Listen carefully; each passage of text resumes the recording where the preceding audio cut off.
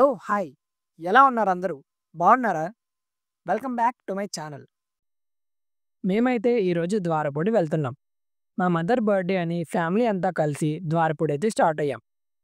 ఆంధ్రప్రదేశ్ రాష్ట్రంలో కోనసీమ జిల్లాలో మండపేట మండలంలో ఒక గ్రామం ద్వారపూడి. శివుడి స్టాట్యూనైతే చూడడానికైతే వెళ్తున్నాం. అదే అండి ఆంధ్ర ఆదియోగి. తెలుగు రాష్ట్రాల్లో ఇదొక ప్రత్యేక ఆకర్షణ అని చెప్పొచ్చు. ద్వారపూడి రాజమండ్రి నుంచి కేవలం 20 కిలోమీటర్స్ దూరంలో ఉంటుంది. దాదాపు అరగంట సేపు జర్నీ అంతే. ఒకవేళ ట్రైన్ మీద రావాలి అనుకుంటే ద్వారపూడిలోనే రైల్వే స్టేషన్ ఉంది. కాకపోతే చాలా తక్కువ ట్రైన్స్ మాత్రమే ఆగుతాయి ఇక్కడ.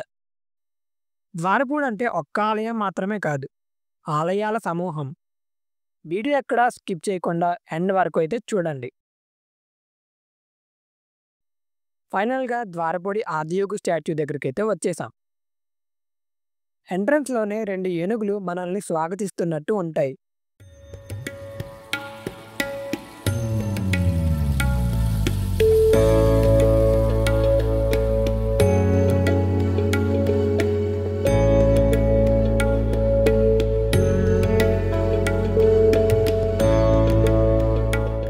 లోపలికైతే వెళ్ళిపోదాం.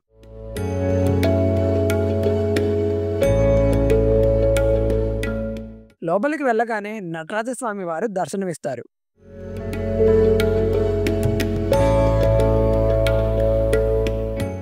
కళ్ళు తిప్పుకోలేనంత అందంగా ఉంటుంది ఈ నటరాజస్వామి వారి విగ్రహం.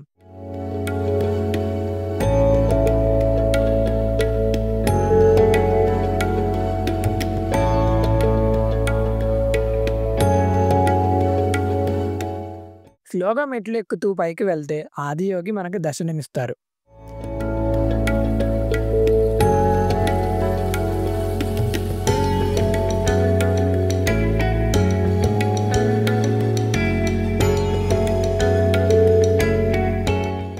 ఇక్కడ నా ఆదియోగి ఆకర్షణీయంగా ఎంతో తేజస్సుతో కలిగి ఉంటుంది.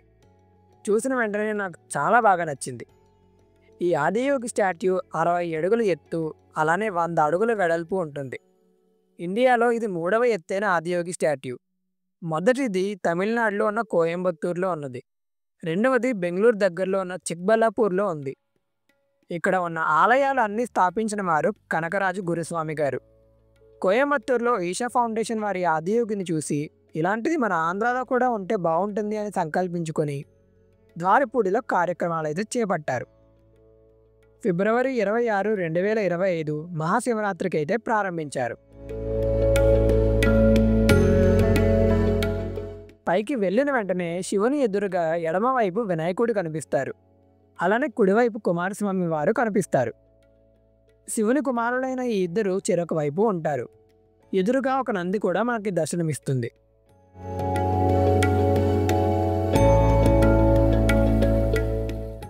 ఆదియోగి చుట్టూ 8 మంది మహర్షుల విగ్రహాలు కూడా మనం చూడొచ్చు. వశిష్ఠ మహర్షి, గౌతమ మహర్షి, కశ్యప మహర్షి, భరద్వాజ మహర్షి, జమదగ్ని మహర్షి, వాల్మీకి మహర్షి, విశ్వామిత్ర మహర్షి. ఆదియోగికి అభిషేకం చేసిన ఈ గుడి వారాహిలో తీసుకెళ్ళి పొట్టు పెట్టుకుంటే మంచిది. ఇక్కడికి వచ్చిన వాళ్ళందరూ ఈ గుడి తీసుకుంటున్నారు.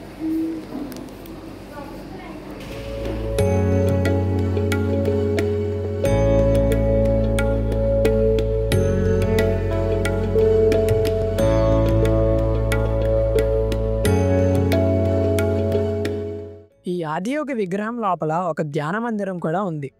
చాలా ప్లెజెంట్గా అయితే అనిపించింది. నేనైతే కోయంబత్తూరులో ఉన్న ఆదియోగిని అయితే చూడలేదు. ఇక్కడ మన ఆంధ్రాలో ద్వారపూడిలో చూసినందుకు ఐ ఫీల్ బ్లెస్డ్.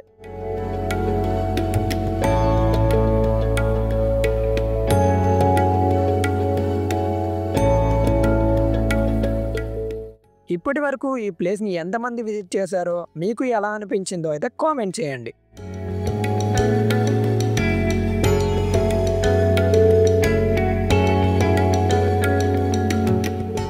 ఇక్కడ one of the main attraction Krishnarjuna రథం. చాలా పెద్దగా, చూడడానికి కనుల విందుగా ఉంటుంది. చాలా రియలిస్టిక్‌గా కూడా ఉంటుంది.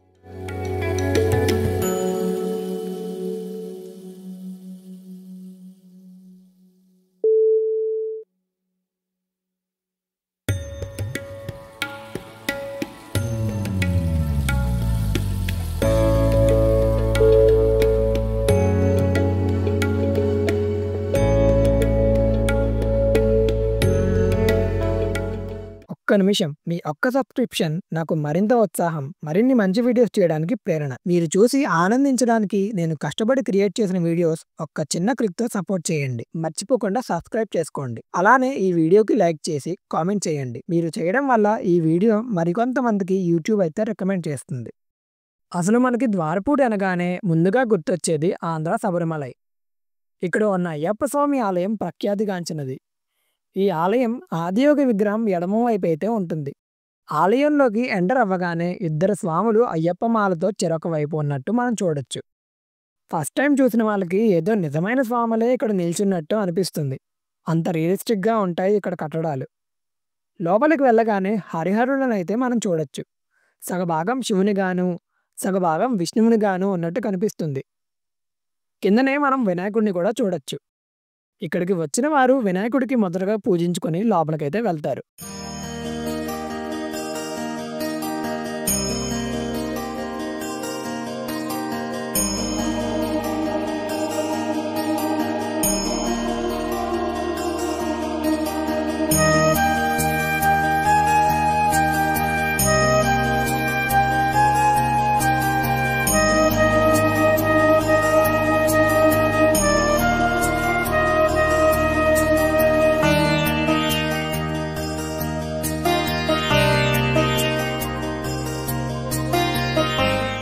కొంతమంది స్వాములు కొన్ని కారణాల వల్ల శబరిమల వెళ్ళలేని వాళ్ళు ఇక్కడికి వచ్చి ఇరుముడినైతే తీస్తారు.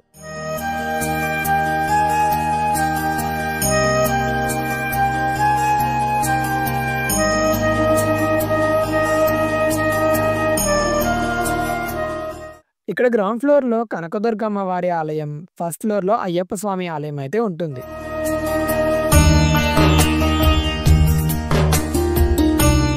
పెద్ద విగ్రహాలతో ఒకవైపు వినాయకుడు, మరొక వైపు సుబ్రహ్మణ్య స్వామి కనిపిస్తారు.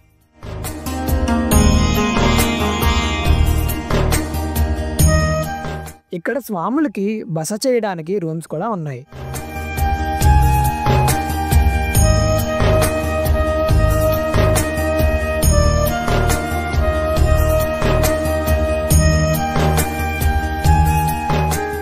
ఇదే అయ్యప్ప స్వామి వారి ఆలయం.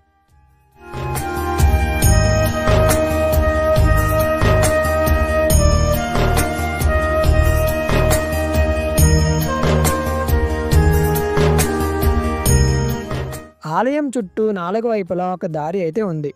అది ఎక్కి చూస్తే పంచముఖ ఆంజనేయ స్వామిని అయితే మనం దగ్గర నుంచి చూడొచ్చు.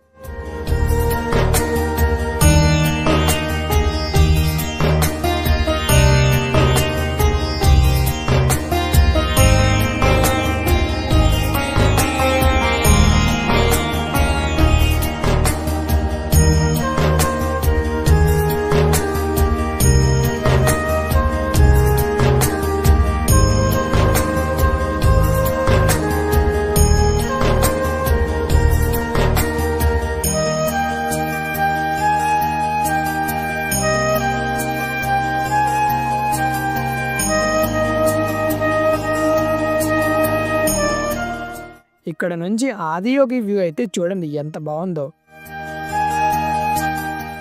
ఆలయం పక్కనే తులాభారం కూడా ఉంది. ఇక్కడ చాలామంది చిన్నపిల్లల్ని తులాభారంలో వేసి వాళ్ళ బరువుకి సమానంగా పటికి బెల్లం అయితే వేసి ఆలయానికి సమర్పించుకుంటున్నారు.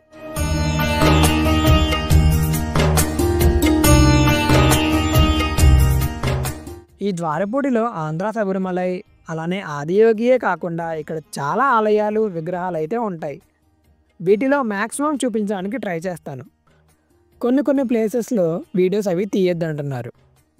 అండ్ ఇక్కడ ఉన్న టెంపుల్స్ అన్నీ ఆఫ్టర్నూన్ 12 నుంచి ఈవినింగ్ 4 వరకు అయితే క్లోజ్ చేసేస్తారు. మళ్ళీ 4 గంటలకైతే ఓపెన్ చేస్తారు. ఇంకా ఇక్కడ ఉన్న ఆలయాలు ఒక్కొక్కటి అయితే ఎక్స్ప్లోర్ చేద్దాం. ఆదియోగి వెనక ఉన్న ఈ ఆలయం మహాశివాలయం. ఈ మహాశివాలయం ఎదురుగా ఒక పెద్ద నంది అయితే ఉంటుంది.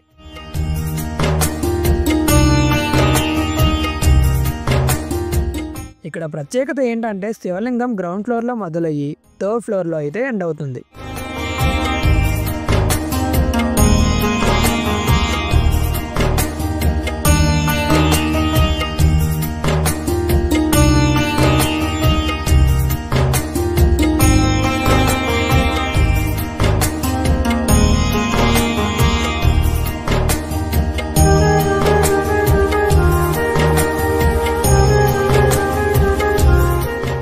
నెక్స్ట్ వచ్చేసి జ్యోతిర్లింగ దేవాలయం. దీనికి 5 రూపీస్ టికెట్ అయితే తీసుకోవాలి. ఒక గుహ లోపలికి వెళ్తున్నట్టయితే వెళ్ళాలి.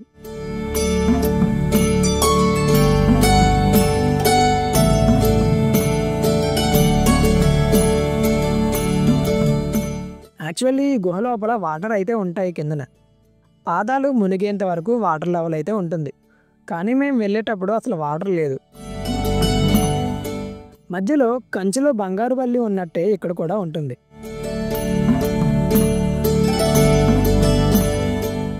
ఇవే జ్యోతిర్లింగాలు. టోటల్గా 12 అయితే ఉంటాయి.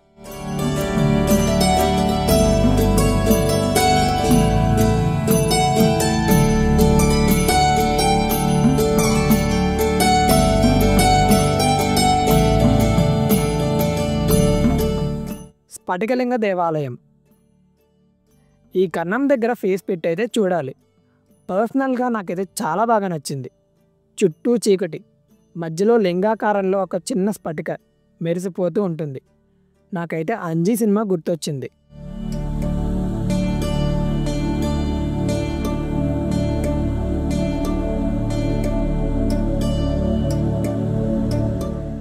అంకాల పరమేశ్వరి ఆలయం. ఇక్కడ అమ్మవారికి ఉప్పు అభిషేకం అంటే ఇష్టం. ఇక్కడ ఉప్పు వేసి కోరికలు కోరుకుంటే ఉప్పు వలె కష్టాలు కరిగి కోరిన కోరికలు నెరవేరుతాయని ఇక్కడ విశ్వసిస్తారు.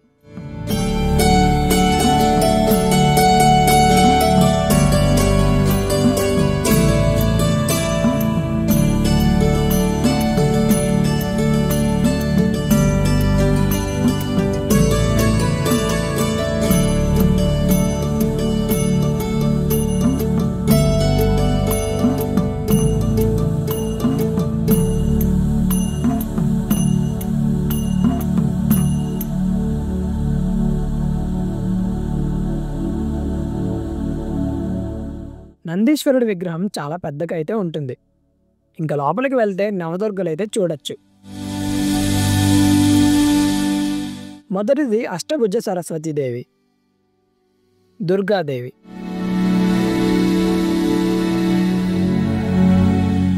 వైష్ణవి దుర్గాంబ, వనదుర్గాదేవి, నవశక్తి దుర్గమ్మ, కాలరాత్రి, మాలికా దుర్గమ్మ, సింహదుర్గమ్మ, కామాక్షిదేవి. ఈ నవదుర్గ విగ్రహాలు ఎంత బాగా చెక్కారంటే ఆ విగ్రహాలు జీవం పోసుకొని దైవత్వం ఉట్టిపడేట్టయితే ఉంది.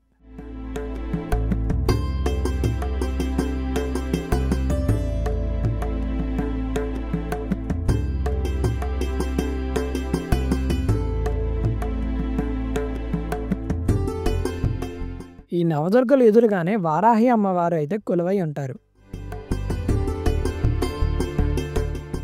బయటికి రాగానే పెద్దగా ఆంజనేయ స్వామి విగ్రహం అయితే ఉంటుంది.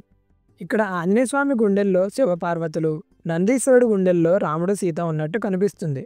మీరు గమనించారా? అనంత పద్మనాభ స్వామి వారు.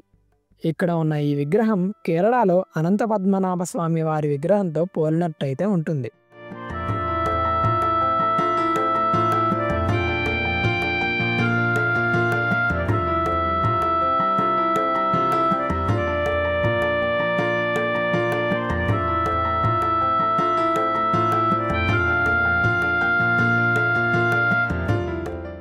ఆదియోగి స్టాట్యూ కుడివైపు ఆంధ్ర వైకుంఠంగా పిలువబడే వెంకటేశ్వర స్వామి ఆలయం అయితే ఉంటుంది. ఈ టెంపుల్ చాలా అట్రాక్టివ్గా అయితే కనిపిస్తుంది. కన్స్ట్రక్షన్ కూడా యూనిక్గా ఉంటుంది. ఈ టెంపుల్ లోపల విష్ణుమూర్తి అవతారాలు అయితే చూడొచ్చు. అలానే చాలా వరకు మిర్రర్స్ అయితే చూడొచ్చు. ఈ గుడి లోపలికైతే ఫోన్స్ అవి అలో చేయరు.